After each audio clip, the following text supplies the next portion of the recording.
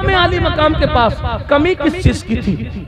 इमाम हुसैन के पास कमी किस चीज की थी? हुस्न ऐसा था, हुस्न ऐसा था। अल्लामा अब्दुल रहमान जामी कहते हैं इमाम हुसैन इतने खूबसूरत थे कि जब रात के वक्त आप गलियों में चलते थे तो लोग आपके चेहरे की रोशनी के अंदर रास्ता तय करते हुए नजर आते थे। हुस्न जमाल का आलम ये था, अल्लाह अकबर। और नसब कितना आला, जिसका नाना रसूल, जिसकी नानी उम्मुल मोमिनीन खदीजतुल कुबरा, जिसके बाबा अली के मुर्तजा, जिसकी अम्मी सैयदा फातिमा ज़हरा, नसब इतना आला था। अल्लाह अकबर। वो इमाम आली मकाम, इल्म बेमिसाल, हुस्न बेमिसाल, नसब बेमिसाल, खानदान बेमिसाल, तकवा बेमिसाल, तहारत बेमिसाल, खून बेमिसाल, सब कुछ बेमिसाल। अरे उनका घर भी इतना बेमिसाल था कि उस घर में सैयदुल मलाइका जिब्रील अमीन भी इजाजत के बगैर दाखिल नहीं होते थे। उनके घर में बेइजाजत जिब्राइल आते नहीं। कद्र वाले जानते हैं कद्र शान अहले बैत। इतना आला घर। उनकी अम्मी इतनी मुकद्दस थी कि जिसके सर के दुपट्टे को कभी चांद और सूरज ने नहीं देखा। मेरे इमाम कहते हैं जिसका आंचल न देखा महो महर ने, उस रिदाए नज़ाहत पे लाखों सलाम। लेकिन इमाम ने इख्तिलाफ किया यजीद से। यजीद पलीद, बदतरीन इंसान। जितनी गंदगियों के नाम मैं ले लूं सारी गंदगियां कम होती है, यजीद ज्यादा गंदा है। ठीक, इतना पलीद है यजीद। यजीद को किसी ने अच्छा नहीं कहा। उलमाए अहले हदीस उन्होंने भी अच्छा नहीं कहा।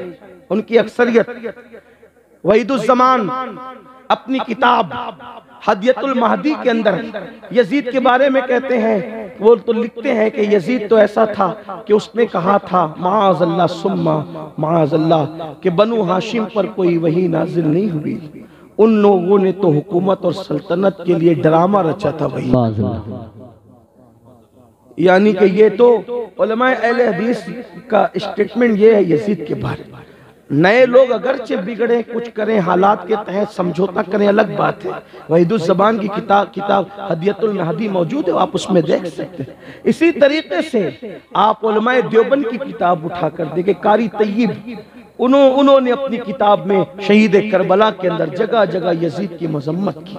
मौलाना हुसैन तांडवी, जिनको हुसैन अहमद मदनी कहते हैं, उन्होंने यजीद के खिलाफ लिखा।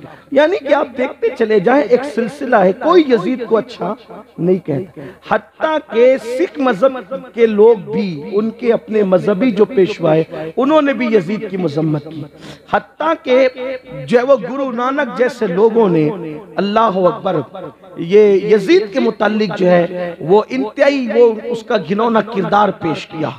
इसी तरीके से हिंदू मजहब के जो पढ़े लिखे लोग गुजरे हैं, उन्होंने यजीद की मुखालफत। यजीद को किसी ने अच्छा नहीं कहा। अमीरुल मोमिनीन हजरत उमर इब्न अब्दुल अजीज के दरबार में जिसका खानदानी रिश्ता था यजीद से ताल्लुक था, उनके उमर इब्न अब्दुल अजीज के दरबार में यजीद को अमीरुल मोमिनीन कहा। तो उमर इब्न अब्दुल अजीज ने कोड़े लगवाए अमीरुल मोमिनीन कहने वाले। आप गौर फरमाइए, इतना गंदा था यजीद। लेकिन इख्तिलाफ क्या था? इख्तिलाफ ये था कि यजीद खुले आम शराब पीता था और शराब को आम करता था। उसके दरबार में शराब एकदम अलल ऐलान पी जाती थी और शराब को आम किया जा रहा था। इस चीज को इमाम अली मकाम ने महसूस किया। इब्ने कसीर ने लिखा है कि यजीद ने सफरे हज में भी शराब पी। यानी आपके ये जो गांव आपका है, अगर यहाँ कोई शराबी आदमी हो, अल्लाह ना करे, मगर वो जब अल्लाह उसको हज की तौफीक दे तो कम से कम जितने दिन वो हज के सफर में होगा तो कम से कम वो शराब तो नहीं पिएगा। आप हज के सफर की बात करते हैं, लोग अजमेर शरीफ जाते हैं तो बिगड़े हुए काम नहीं करते, गरीब नवाज के एहतराम और ताजीम में। लेकिन यजीद इतना पलीद, इतना गंदा, इतना निकम्मा, इस कदर नीच हरकत का इंसान था कि उसने सफर हज में भी मदीने मुनव्वरा में शराब पी। अब आप देखें, इमाम आली मकाम अला जद्दी वाली सलाम उसकी बदकारियों को, बदकिरदारियों को महसूस कर रहे थे। इमाम ने जो उसके हाथ पर बैअत नहीं की, और उससे इख्तिलाफ किया, नफरत की। वजह ये थी कि अगर इमाम उसके हाथ पे बैअत कर लेते तो कल उठ करके कोई शराब के खिलाफ तकरीर कर ही नहीं सकता था, शराब के खिलाफ, नशे के खिलाफ कोई बात कर ही नहीं सकता था। क्यों? अगर कोई करने जाता तो लोग क्या कहते, तू बड़ा है कि इमाम हुसैन बड़े। जब एक शराबी के हाथ पे इमाम हुसैन ने बैअत कर ली तो फिर तू कौन होता है उसके खिलाफ बात करने वाला। लेकिन मेरे इमाम की गैरत देखो, अली अकबर जैसा बेटा दिया, हम शबीए पैगंबर अली अकबर जैसा बेटा दिया, लेकिन आपने यजीद के हाथ में अपना हाथ नहीं दिया। आपने अली असगर जैसा 6 महीने का शहजादा दिया, लेकिन यजीद के हाथ में अपना हाथ नहीं दिया। आपने कासिम जैसा 19 साल का जवान कुर्बान किया, लेकिन यजीद के हाथ में अपना हाथ नहीं दिया।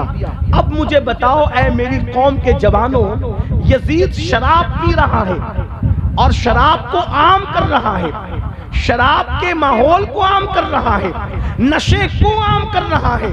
इमाम अली मकाम उससे जंग करके बता रहे हैं कि मेरी जंग जो है ज़ाते यजीद से नहीं, ज़ाते यजीद से तो बाद में है, पहले किरदारे यजीद से।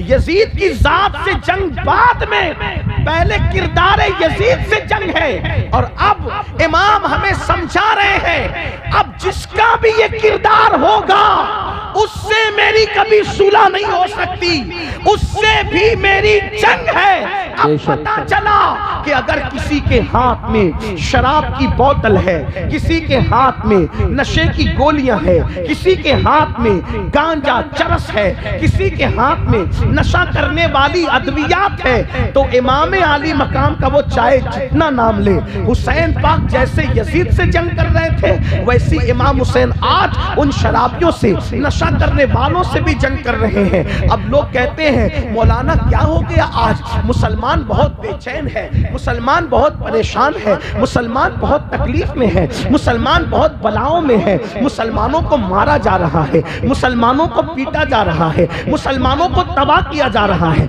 मुसलमानों को बर्बाद किया जा रहा है। जरा तवज्जो करना, मैं बहुत अहम जुमला कहने जा रहा हूं, अगर गलती करूंगा तो मेरे उलमा मेरी इस्लाह करेंगे। आप क्या कह रहे हैं? मुसलमानों को तबाह किया जा रहा है, मुसलमानों को बर्बाद किया जा रहा है। मैं कहता हूं तलवार किसी की भी नजर आ रही है, वो उसकी तलवार नहीं है, असल में मार तुम पर इमाम हुसैन की है। तलवार किसी की भी नजर आ रही है, लेकिन मार इमाम हुसैन की है। क्यों?